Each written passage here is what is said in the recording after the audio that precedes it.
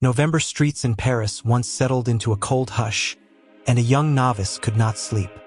Welcome to Daily Saints with Grace. Fast, faithful stories told with clarity and heart. Her name was Catherine Laboure of the Daughters of Charity, Rue du Bac, and she had prayed for a sign she might hold. Near midnight, a small figure, like a child, had tapped her awake and led her down silent halls toward the chapel. Lamps burned that were not usually lit. The air felt newly opened, like a room just after a door had swung wide. There, she said, the Mother of the Lord waited in the director's chair, spoke gently of sorrows to come, and asked Catherine to come closer. Catherine knelt, rested her hands on Mary's knees, and listened as a mission took shape. Quiet words that would later become a medal worn on millions of hearts. Nothing crackled with spectacle. Everything moved with tenderness and purpose. The night became a promise that would return before Advent with light enough to engrave. If you're watching with us, type "conceived without sin" in the comments so others find this story. Like and share to help more people hear it. It happened again, near evening, as the chapel settled into quiet and the sisters' voices thinned into prayer. Catherine saw her, Our Lady, standing on a small globe, feet resting on the world as if steadying it, heel touching a coiled serpent. Light poured from rings on Mary's fingers, and Catherine noticed something strange. Some rings were bright, others remained dim.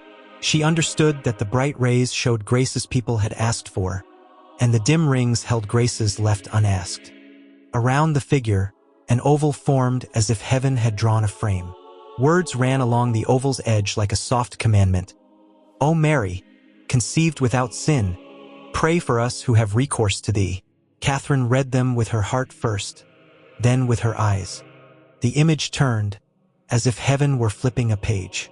On the reverse, the letter M rose beneath a small cross. Below them, two hearts spoke without sound. One crowned with thorns, one pierced by a sword, and 12 stars circled like a quiet guard. Catherine listened, wrote the shape in memory, and carried the instructions in silence. A medal should be struck simple and exact, so that the poor could carry a prayer the size of a coin and the powerful could carry humility against their heart. She did not chase marvels or ask for applause. She memorized a blueprint, and when the light faded, the chapel looked ordinary again, except that ordinary now carried an assignment. Catherine carried the vision like a sealed letter until obedience required her to open it. She went to her confessor, Father Aladel, and spoke carefully. No stage, no drama. Just the globe, the rays, the words, and the request for a medal. He listened, measured each line, and hesitated. Paris was full of rumors and private revelations. Prudence had to be stronger than excitement. He asked questions, then asked her to wait. Waiting for her became prayer in motion. She swept floors, nursed the old men at the hospice, and took the hidden places as if they were the front row. No one in the house guessed what rested behind her quiet eyes. Father Aladel tested the story slowly, checking dates, weighing Catherine's humility, watching for pride that never appeared. He saw a novice who preferred to be unseen and who obeyed even when the answer was not yet. Months stretched. Catherine repeated the details only when asked and never pressed. If heaven wanted a medal, heaven could also choose the hour. In time, the confessor's caution turned into a careful path forward. He brought the matter to superiors, and what began as a whisper in the confessional started to move through the church's proper doors. Catherine returned to her chores, content to let grace do the speaking. At last, permission arrived, not with trumpets, but with a signature and a nod. Father Aladel had carried Catherine's description to his superiors. Sketches were approved, words verified, symbols kept exactly as she had seen them. A Paris engraver received the design and began to cut steel with the patience of a scribe. When the dies were ready, the first medals were struck. Small ovals of hope, cool to the touch, the prayer ringing the edge like a whispered circle. O Mary, conceived without sin, pray for us who have recourse to thee. The timing felt like providence. A cholera wave had darkened the city. Streets held the hush of fear and the hurry of grief. The Daughters of Charity did what they always did, stepped into danger with quiet hands, and pressed the new medal into palms that trembled. Stories began to move as quickly as the sickness. Sudden recoveries, conversions that surprised even the penitent, doors of reconciliation opening where they had rusted shut. Catherine said little. She simply kept nursing the sick and refilling a small pouch with medals as if they were bandages for the heart. People first called it the Medal of the Immaculate Conception. Then the reports multiplied, and the city gave it a new name without waiting for a decree, the Miraculous Medal, because that was how it behaved in their lives. Catherine stayed hidden behind the medal and the mercy. She wanted the world to see the mother, not the messenger. The grace, not the girl. And Paris, for a moment, remembered how heaven loved to travel in small, ordinary things. The medal left the Rue du Bac in pockets and prayer books, and it did what grace always did. It traveled faster than introductions. A widow in one quartier had worn it and found a door to confession after years of silence. A sick child in another had kept it under a pillow. The fever broke, and the mother cried into clean sheets. Merchants pressed it into palms with their change. Soldiers tucked it near their hearts as if tucking in a photograph. Cab drivers kept one on a string around the mirror. Seamstresses slid one into hems like a quiet lining of hope. Parishes watched the line at the confessional thicken. Fractured families wrote each other letters again. People who had spoken about Providence as a theory began to speak to Providence as a friend. Newspapers hesitated to print the word miracle, but streets didn't wait for headlines. They named the thing by what it did. "Have you tried the Miraculous Medal?" neighbors asked, and the name stayed because the stories stayed. Catherine kept working in the hospice, changing linens and lifting bowls. She did not collect testimonies. She collected dishes and laundry, and let others keep the records. By winter, the little oval had become a kind of door handle for mercy. People grasped it when words failed, and often the door opened. The city had taught itself a new habit. When fear arrived, hands reached for a small, shining prayer.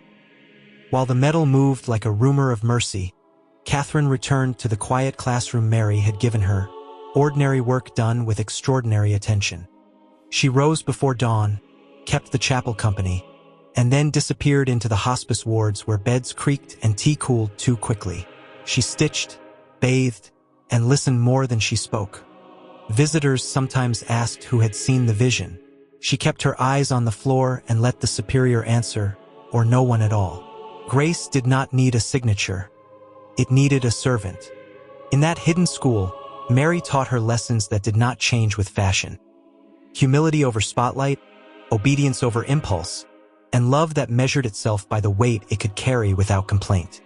Catherine wore the medal the way the poor wore it, close, not flashy. She treated the oval as a window, not a trophy, and when people thanked her for favors, she redirected the gratitude as if turning a mirror toward the mother. The sisters noticed how trouble came to rest around her.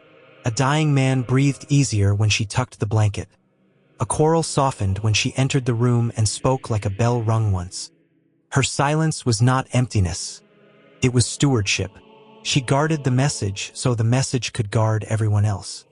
And in the margins of Paris, where the city forgot to look, the mother's school graduated another day of tenderness without headlines. The little oval kept moving from pocket to pocket, and church doors opened to meet it. Investigations were made, reports were gathered, and bishops who prized caution still found themselves nodding at the fruits. Confession lines, reconciliations, quiet healings, a return to prayer where it had gone thin. Permissions followed. The medal spread was no longer a rumor but a work of the church. All the while, Catherine stayed hidden, and the words around the image kept preaching without her. "O Mary, conceived without sin, pray for us who have recourse to thee." That line had arrived in Paris in 1830 like a lantern carried ahead of the crowd. Years later, in 1854, Rome lifted the lantern higher. Pope Pius IX defined the Immaculate Conception as dogma. What the medal had whispered, the church now sang out loud. People looked down at the oval they had worn for years and felt a strange convergence. Heaven's classroom had opened early in a chapel at Rue du Bac, and the lesson had now been written into the family rule. The medal did not become a trophy of victory. It remained a tool for the poor. But after 1854, Its prayer sounded like a homecoming, as if doctrine had finally caught up to the love that had already been at work in kitchens, workshops, and hospital wards. Catherine said nothing about timing or vindication. She kept sweeping floors and refilling the small pouch she carried, letting the mother keep the headlines while Paris kept the grace. The stage was set for a final lesson, how a hidden life could finish its course without ever stepping into the spotlight. The crowds came to the chapel. Catherine did not. She stayed in the hospice halls where she had always belonged. Pilgrims knelt beneath the same ceiling where the vision had begun, tracing the oval with their eyes while the sisters handed out small medals like folded prayers. Paris called it a shrine. Catherine called it home and kept to her work. When superiors finally revealed her name near the end, nothing in her routine changed. She asked for no celebrations, no speeches, only the permission to keep loving the poor and to keep the mother's image exact. On the last night of the year in 1876, her race ended as simply as it had been run: quiet breath, quiet room, the chapel nearby. The city did not thunder. It exhaled. They laid her in the chapel. She had walked like a servant, and people noticed what time could not explain. The tenderness of a body that seemed kept for one more lesson in consolation. The metal kept traveling. The lines at confession kept growing. Rue du Bac kept its light on. Catherine's voice never rose above a whisper, but the mother's school graduated generations. A globe under Our Lady's feet, rays for the graces we asked, dim rings for the graces we forgot to seek. Paris had been catechized by a vision and a life hidden in plain sight. If this story steadied you, comment "conceived without sin." Like the video so others find it. Subscribe for daily saints told with clarity and heart. And share this with someone who needs a small, faithful courage tonight. At Rue du Bac, the door still opened. The lesson had not changed. Ask for the light you have not asked for yet.